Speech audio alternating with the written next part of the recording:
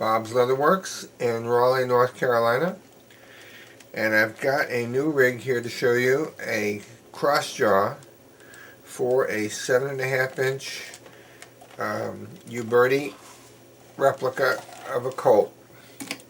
And this is a Taylor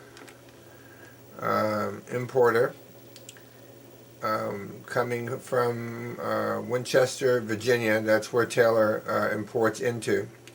And this beautiful gun was made by Uberti in Italy. It's up on top of the barrel, and 45 Colt is down here on the side. I mean, you can't see those words in this video, but she is a beautiful gun, as you can see. And one of my regular customers wanted me to make him a cross jaw for this. Listen to her. She's tight.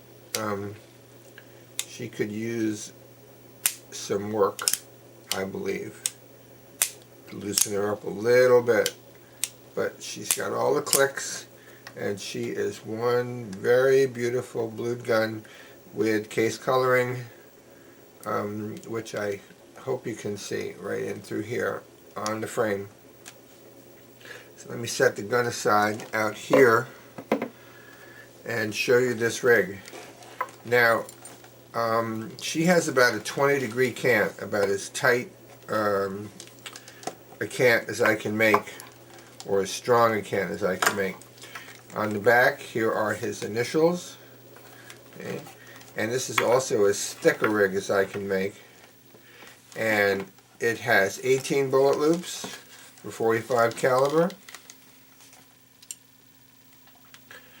And these are my dummy 45s. The primers were smooth on top, and I ran them through a gun to punch them down, which I think you can see. But they have no powder in them. Real brass, real lead. And if you want to get 100 of them, the box just happens to be right here. Call Western Stage Props. And even if you just want the box. But this is Western Stage Props in Las Vegas. And you can get 100 dummy bullets for show, reenactments, and so on. And they're not live. They come to you with their primers smooth. And if you want to make sure that people know that they're dummies, just run them through a gun and punch them. Okay. So this is 2 layers of leather, no suede, which is the way most of the Hollywood rigs were made anyway for TV. And this is my signature belt connector shape. Okay. Here are his initials, JRP, my stamp, nickel buckle, clip cornered, and on the back of the holster, just to show you, okay, there is the snap, or there's no snap on this one, sorry about that, but this is the holster strap back going through the slots, which allows you to take it apart from the buckle side. And this is the sewing line right here for the slide ledge, which, if I can show it to you on this one, as you'll see it in other videos, it is really down deep inside here. These things get unwieldy because they don't bend all that much when they're new. But there's the slide ledge right here on this holster, which allows it to move on the belt, just like this. Can't go up, can't go down. Okay. I put the hammer thong up on top here, just to show you. Let me get it closer. There you go.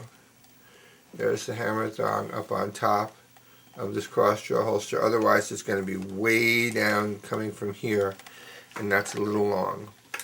So there's the buckle, which is active and allows you to open it up and get it on. To get this holster on and off this belt, you've got to take it apart. It's trapped between the bullet loops and the buckle connector down here, and it will not slide off in either direction. So you've got to take the holster apart, or open it up anyway, to get it off for cleaning. So here's the fit coming through here. This is a firm connector, which will loosen up as it gets older. Okay, and here's the hammer thong. Now this is an original rig. I made this belt and this holster at the same time, of course, and went through the same die set so the colors match. Okay, and because this was a nice, good fit, tight fit, I can see it really good from my angle. I hope you can see it from your angle. But there's the cylinder area here coming down to the ejection rod, and then the barrel goes all the way down to the end, right above where this short little piece of latigo is to tie the bottom to the back flap to the holster. Now, this man's friend got himself the same gun that he did. So I'm putting this aside. And he brought back to me a rig I made for this man almost 5 years ago. And there is the rig I made for him the first time. Okay, I put his initials on here. When I had it in the shop, I didn't have alphabet sets back when I made this rig. I had just gotten to Raleigh. So this is a short 4 5/8 Colt that he had. This is a style I don't do anymore. But when I was making gun belts in the beginning, way back, I was using edge coating, and I don't use it anymore because it wears off of belts. It just comes right off. It's missing here now from this man's use. And with rare exception, I always run sewing along the edges of belt billets, and this one doesn't have it. And I wasn't doing that in the beginning, but I do that now. So they're even tougher than this 10 ounce piece of leather that I used to make this belt billet. And because this man had the same gun, or he ordered the same gun, they came in at the same time, I made him the same holster I just showed you in the first rig to match this gun belt as much as I could do it. The color is not exactly the same. In the video they probably look the same, but there's some red in this dye mix that is not in here. And same exact holster, same gun, right in there like that. There's the hammer thong, made out of really strong latigo. Okay. And there you have it. Okay. If you have an existing gun belt and you want to cross your holster for your opposite side, all I really need to know is how wide your belt is, and I can make you a cross-jaw holster or any holster for an existing gun belt, as long as I know how wide it is. If you want over-the-belt style, then that ledge will have to be positioned accordingly. And in this case, I used white thread to match the white thread that was on this man's gun belt. So there you have it. High-angle cross-jaw holster, thick, strong, for any gun you've got, as long as it's a Western frame gun, a Colt or a new model Ruger Vaquero.